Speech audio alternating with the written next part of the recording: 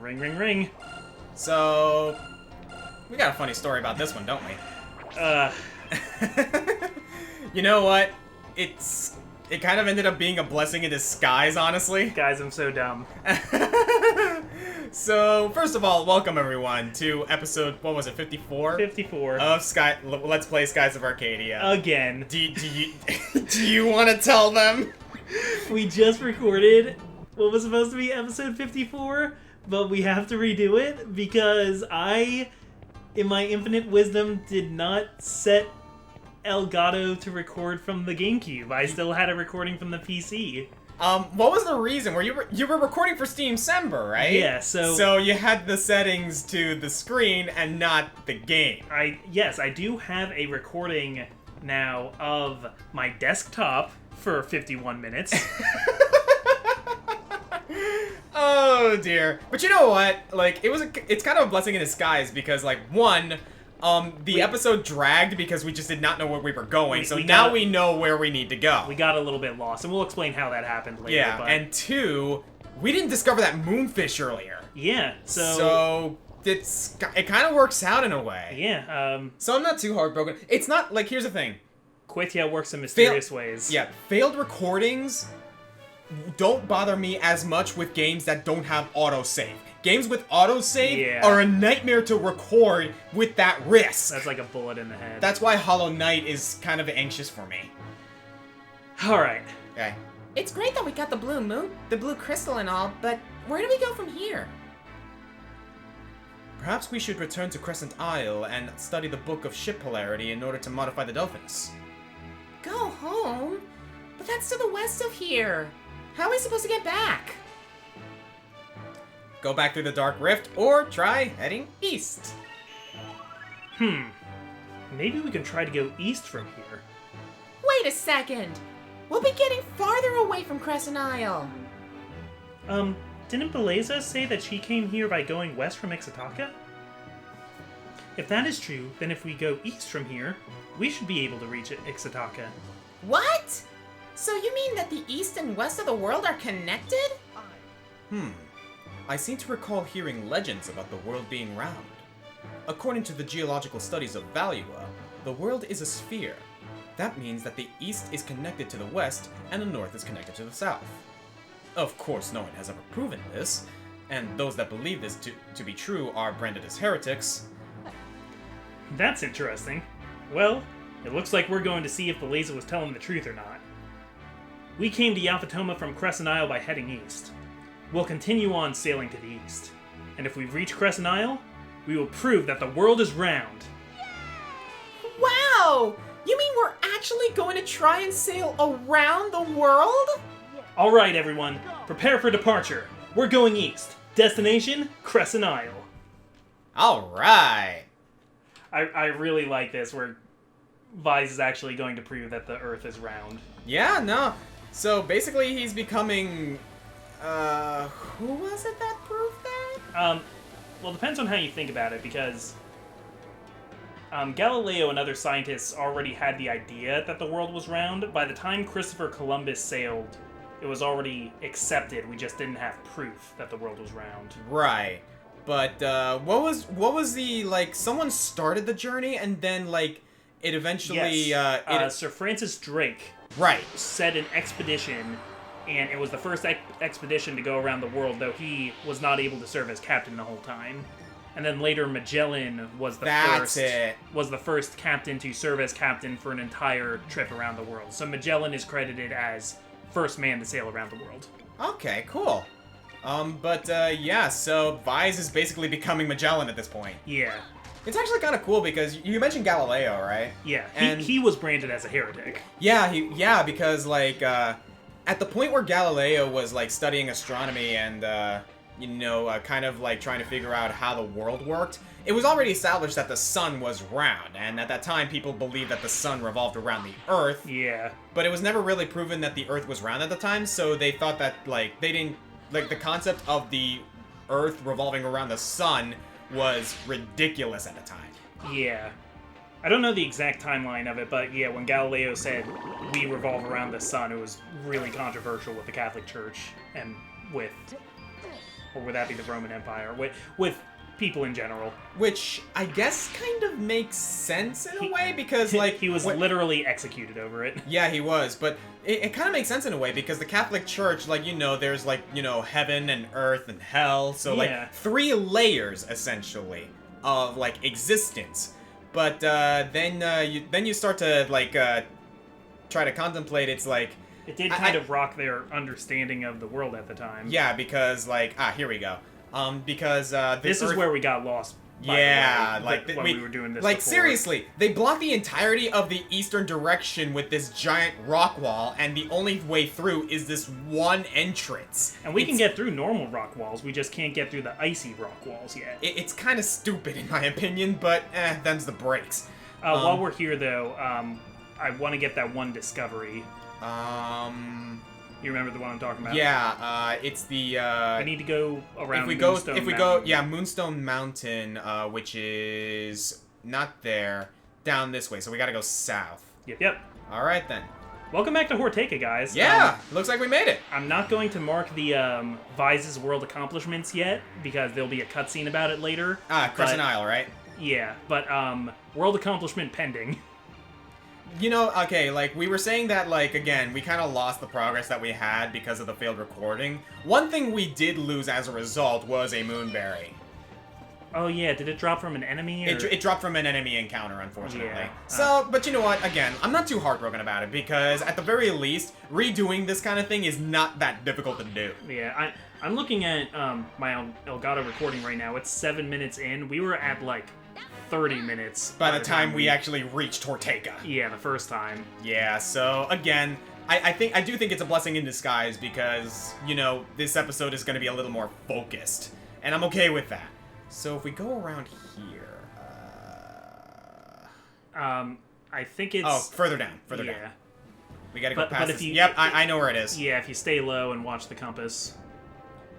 It is over. I think it's that next one down there. Nope. Yeah, you're probably right. Oh yeah, because we went past this, if we go past this waterfall island... There's also a bounty battle around here, but I don't know if we can see it yet until we learn about it from the guild. Oh, okay. And there is not a guild here, I don't think? Mm-hmm. Oh, no, there isn't. Yeah, we gotta go all the way back to, like, Sailor's Isle in order to get an inquiry on that. Yeah, but while we're here in Ixataka, I wanted to go to Horteka and get a bunch of the, there's a couple crew members we can pick up. Right. And there we go, another, These loopers... Interesting situation, because I can remember, like, looking at the comments and, like, people were talking about those enemies that kind of just run away, but they reward you if you can, like, beat them. Yeah, the ones that are hard to kill for some reason and run. Mm-hmm. What would you call those? Like... I don't know. Flea enemies? Treasure enemies, I guess? Huh. It's not necessarily treasure either. It could be a lot of experience or a lot of gold or money. But the game rewards you in some way for beating it. They're really hard to kill, or they show up very rarely or something, but you get, like, a proportionally large amount of reward for killing them. Yeah. Or both. Yeah. Which... Kind of. They were saying it would make a good countdown. I was wondering if it would make maybe a good, Comics Pointless countdowns featuring Green Scorpion. Let's see. I'm trying to find where this... It might be over this way? Maybe. Or is it literally on the same landmass as, Moonstone Mountain? I don't think so. I remember it being, like, just north of Moonstone Mountain. Where are you? Geez, this was easier to find in our last recording. Yeah. Yes. Maybe the one you're pointed out right now. Yeah, it has to be. Yeah, just get real low so that you're, like, right above the landmass. That actually might have been the issue I had earlier. Let's see. So if we go along the edge of this island, I believe. Yeah. Found it! Okay. Alright, the Ixness Ixness Village. A tribe of women that lives on a small island in Ixataka. They are skilled and fearsome warriors. They raid nearby villages twice a year to kidnap men. The numbers of men in nearby tribes have been almost reduced to nothing.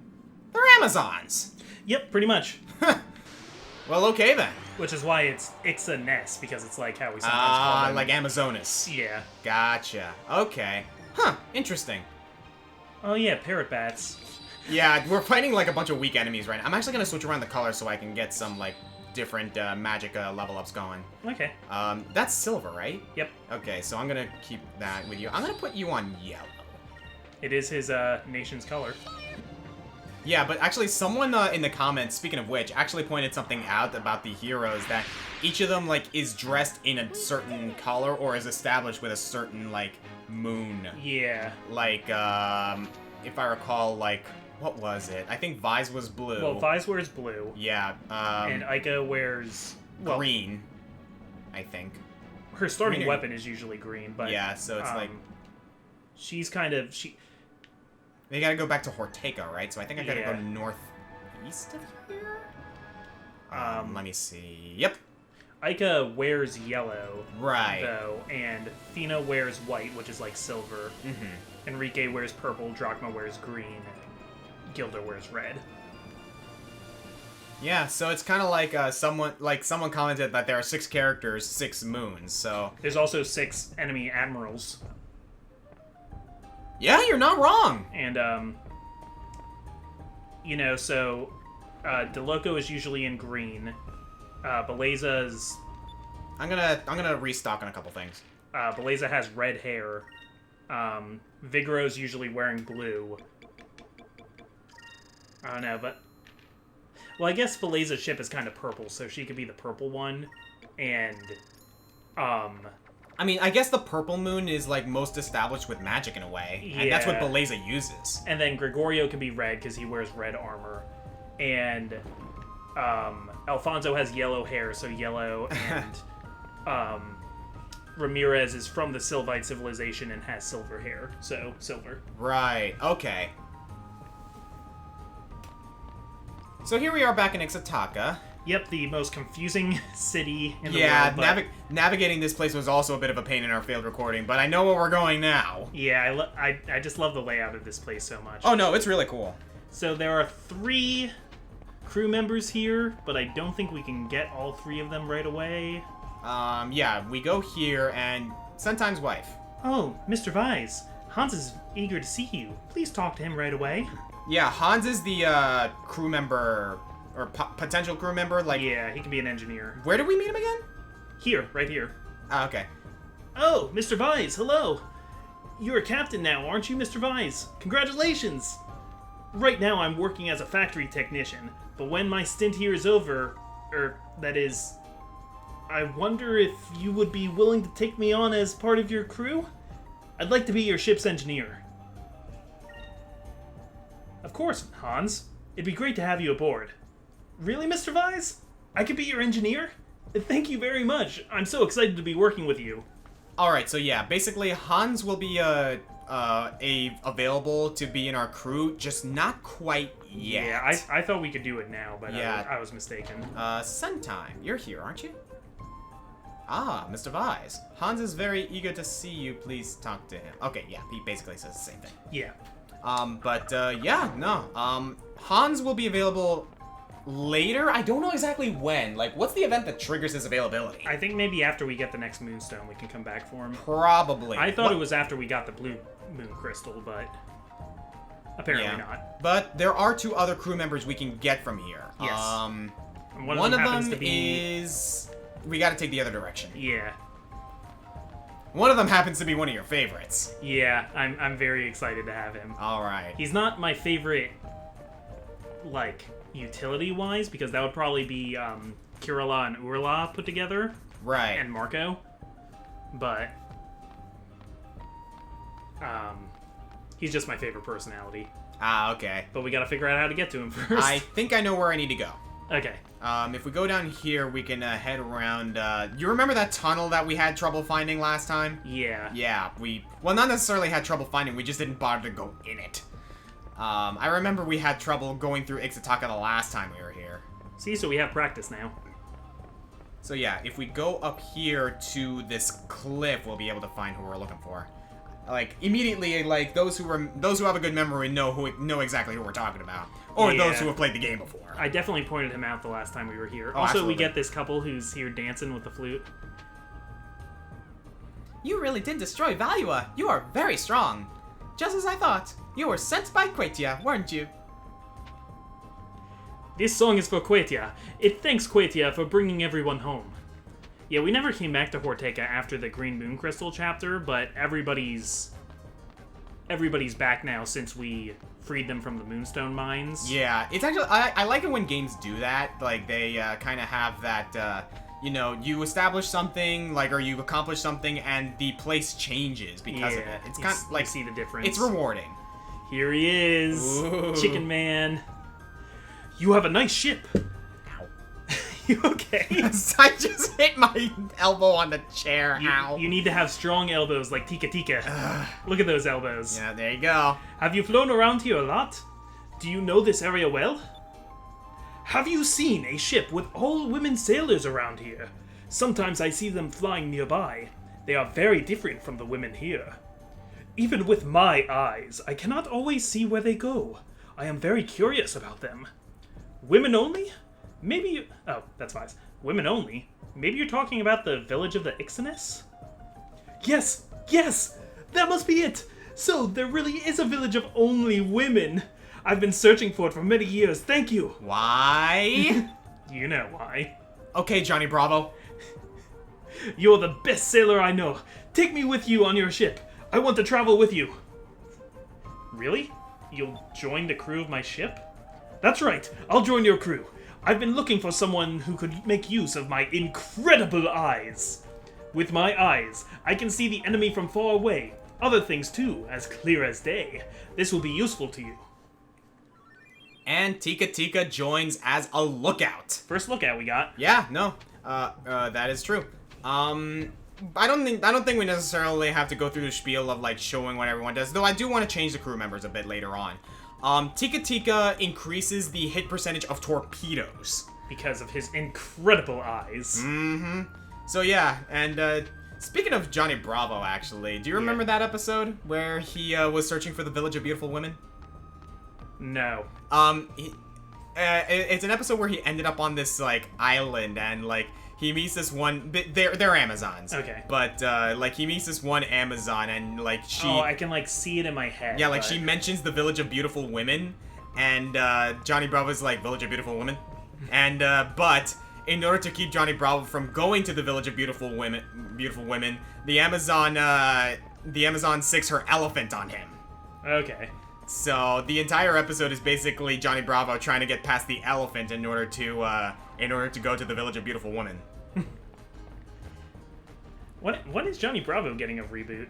I don't know. Honestly, I don't think it really needs it. I remember like it kind of had a bit of a reboot with a few like new characters. Like, do you remember Pops and Carl? Yeah, they didn't come till later, did they? Yeah, they didn't come until like one of the later seasons. Honestly, I liked Johnny Bravo before that because, you remember I mentioned the trope of Flanderization, right? Yeah. Where they take this one thing about this one character and like Flanderize it to hell. Mm-hmm.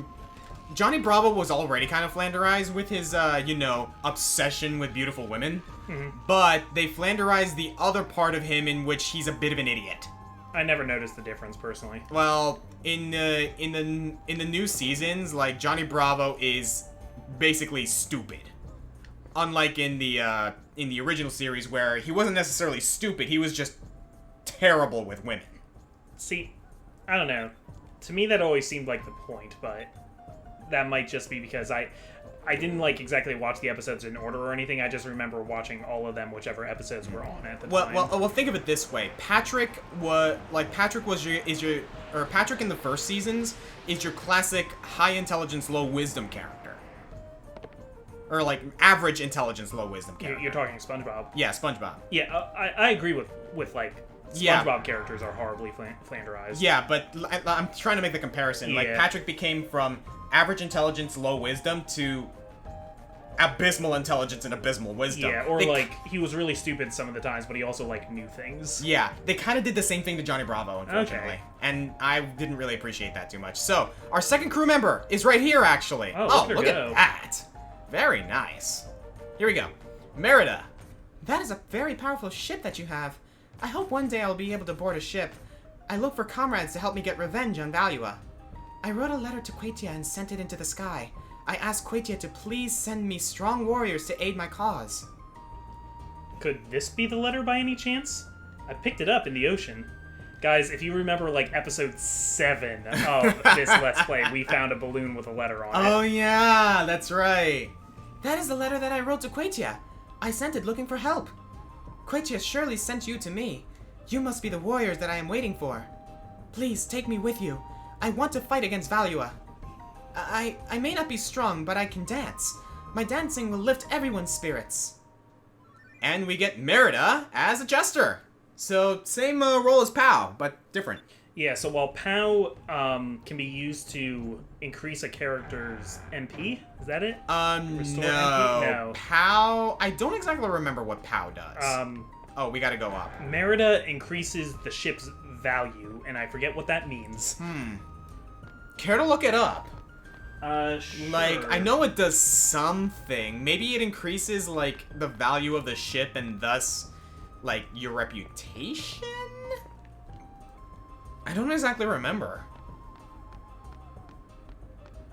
But I remember I always liked Johnny Bravo, and I don't think I could tell the difference between new season and old season stuff, but I never really noticed a change in quality, aside from, like, the animation being a little different. Oh, yeah, no, like, the animation was a bit different. I will say this much. The quality from the early seasons to the later seasons kind of remains the same, but there are details about the earlier seasons that I like better than the later seasons. So that's why I prefer the first seasons more. But that's just me. Okay, apparently, it's exactly what it sounds like. It increases the monetary value of the ship, which is useless because it's not like we're going to sell the ship. That's literally what the wiki says, that it's effectively useless. Huh. Well, that's a bit of a shame. I guess the only other purpose is for the merit, so that we can get the ultimate title. I don't think it has anything to do with the merit, though. Does it not? Like, No. I mean, it kind of like goes towards the 100% completion, doesn't it? Nope. Really? Really. Like, just I mean, having her is towards the... that's what I'm talking about. Oh, yeah, we did need to recruit her. Yeah. Yes, absolutely. So, but essentially, there's really not much point in having her besides having a nice dancer on the crew. What does POW do again? POW specifically, let's see. POW, using the crew command, will raise your chances of attacking That's right. first. It's a rally. Yeah, which isn't necessarily one of the better moves either. Like, you can sell your ship? No, that's the thing. But your ship does have a value. Okay. I don't understand it either. If somebody could explain it to me in the comments, Maybe. but I don't think there's really a point to There it. might be one thing. If it increases the ship's value, does that mean it increases the value of the parts you sell at ship shops? I don't know. I'm willing to test that out. Well, wait, what if you click on... What if you, go back and change to, the Delphinus? Okay, let's see. The Delphinus. Value is 11 million gold. Yeah. Goodness gracious, this is an expensive ship. I'm actually going to check something here. Let's see.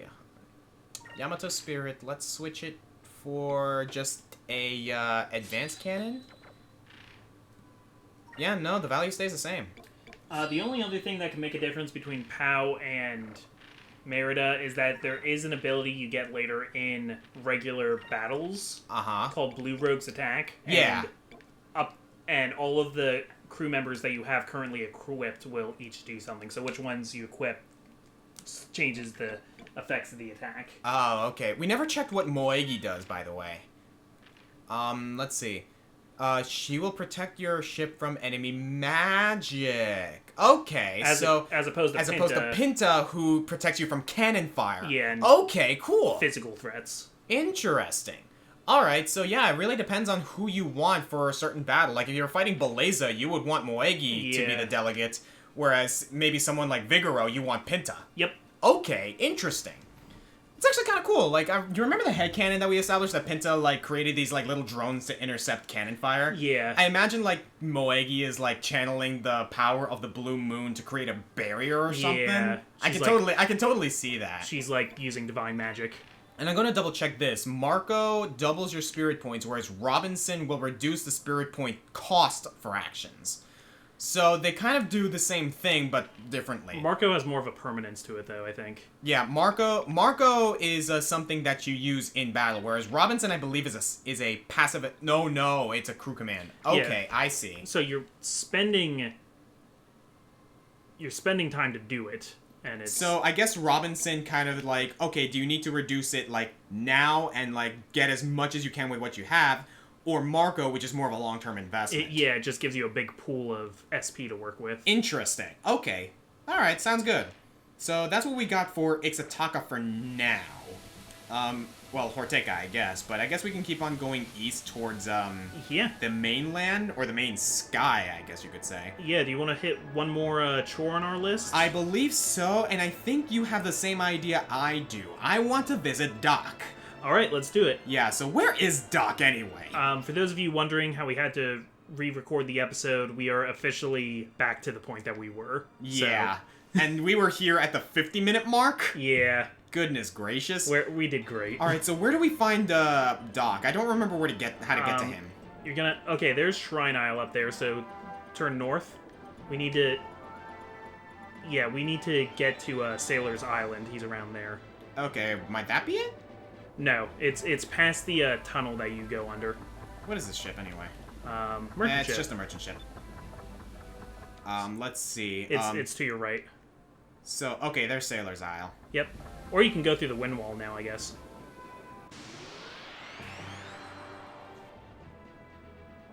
Yeah, so if you just go around that way, there you can see the lighthouse. Yeah. And from this lighthouse... Probably more to the right, might be that ship up there. You're looking for a red and white sail. I believe that is. Yep, here we go. Alright, cool. Say it with me now. Hi.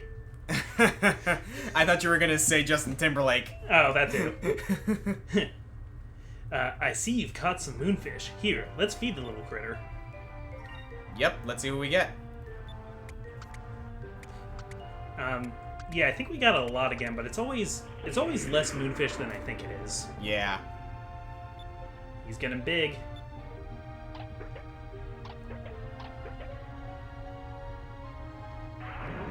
Oh, my shoes.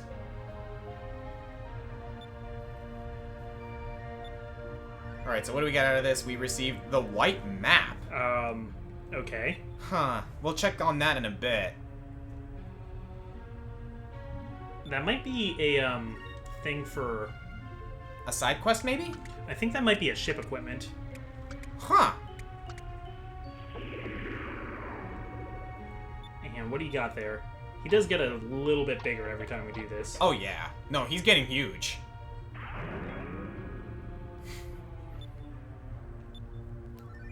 And 30 Romuhai fish and 30 gruel. Okay, so... Ew! Oh, it coughed up fish to us. Ah, that's disgusting! It just coughed up 60 fish. And food. No, I think that gruel, when it's spelled like that, is a kind of fish. Oh, okay. I think. Whoa, whoa, whoa, whoa, whoa, whoa, whoa, whoa! He's freaking out! You're changing, alright. I hope you're satisfied. So he looks a little I don't know. different. He looks different for some reason.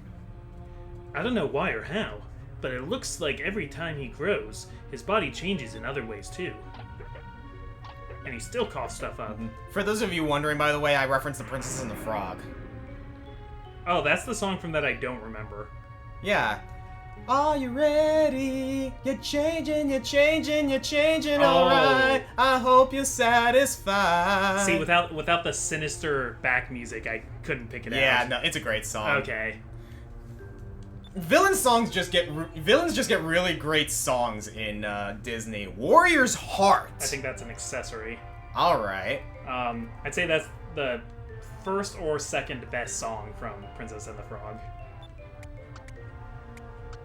He's got like a little curly cue now. Yeah, it's been getting steadily curlier. Though he still looks like a giant chick. Yeah, basically. Giant marshmallow peep. Jeez, yeah, like okay, how much moonfish do we have? Ancient Bracer. Okay. And okay, that's all the moonfish we got.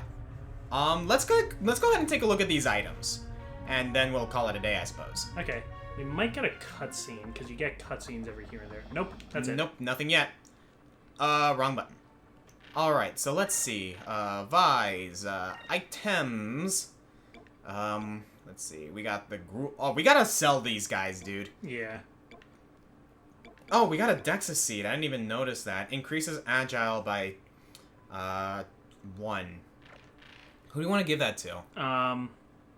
Ica? Yeah, let's just keep Ica. Ica's like, our fast one. Like, Ica Speedy, yeah. Let's see. Red Sardis, the Chom, which we don't need right now. Yada yada. Romo High Fish, Kite Ray. Okay, so it's not one of those. Mm-hmm. Nothing on this end, I believe. Moonlight Robe? Since when do we have this? Oh, no, that's the thing that Fina has equipped, right? Yeah. Okay. Okay, so here we go. Let's see.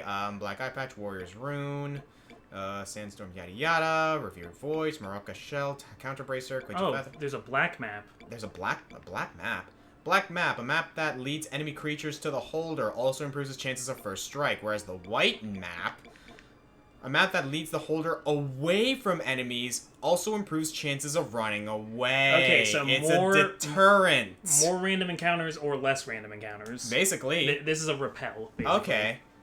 That might be good to have, like, at a certain point where we're just trying to explore. And the black map might be nice in the late game when we're trying to get all the enemy kills that we need for 100%. Yeah. Let's see what else we got here. Warrior's Heart. A ring with a glowing gem that allows the user to recover spirit. That might be good. And the Ancient Bracer? The Ancient Bracer. A bracer used by ancient gladiators. Improves attack power, defense, hit percentage, and dodge. Do you want to equip it? That sounds like a Vise item. Let's take a look. Alright, Head over let's to do equipment. it. Yeah, equipment.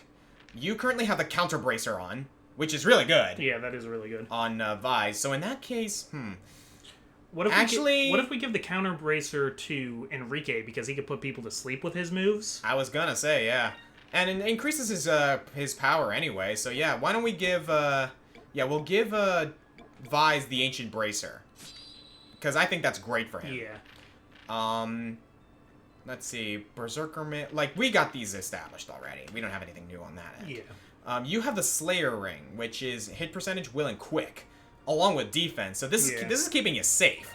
Let me actually see what else we can get. We got the Ivy Band, which protects from poison, magic and defense, or magic defense and regular defense, especially against green. Thorgrin raises attack, raises counter-attacking power. Okay, Quatia Feather, dodge and defense. That's actually pretty good. But not as good as what we have now. Wind Gem, Glider's Amulet, Gilder's Oh yeah, Gilder gave us something. It improves defense, magic defense, attack power, and will. Ooh, dude, look at that look at that improvement. It does slow her down a bit, though. Yeah, but we've been giving her so many agile things, I think that might cover it. You want to go with the Gilder's? You want to go Gilder's Amulet? Sure. Alright, for now, let's see what else we got. Gem of Fluidity, Everlasting Gem. We gotta sell some of these, dude, because some of these we're never gonna use anymore. Yeah. Silver Veil, which might be nice. Yeah, okay. Let's go ahead and see what we got for Fina. Fina, we have the Gem of Fluidity. But I think we can get something better on her. Chance Ring. No. Sylvite, defense and magic defense. I think what we have on her might be the best way to go. Let's see. That being said, I'm going to say this much. We are giving her that when we fight Piastal. Oh, protection against death. Defense and magic defense, especially against silver. I don't know, especially against silver magic, but yes, that protection against death, we are giving her this against Piastal. Good deal, good deal. Okay, let's see. Protects against weak, yada yada, everlasting, revered voice. Revered voice actually might not be that bad either, but at the same time it decreases her stats a bit. Slayer ring, warrior's ring, silver veil. Yada yada. Yeah, I think we're good with a gem of fluidity for her on that at this point. Yeah. So our last question then is Enrique, which I believe we can give the counter ring to, or the counter. Oh no, dude, the counter ring is for Vi's only. How about the Warrior's Heart then? Yeah, Warrior's Heart increases spirit. That's great. Yeah, and it's lowering his defense and magic a little bit, but I'm okay with that. Enrique can deal with that. He's got freaking Shield of Justice. Yeah. Alright, so I think that's all we really need to do. So, get a call it a day, man? Yep, next time I'll be going around recruiting a little bit more.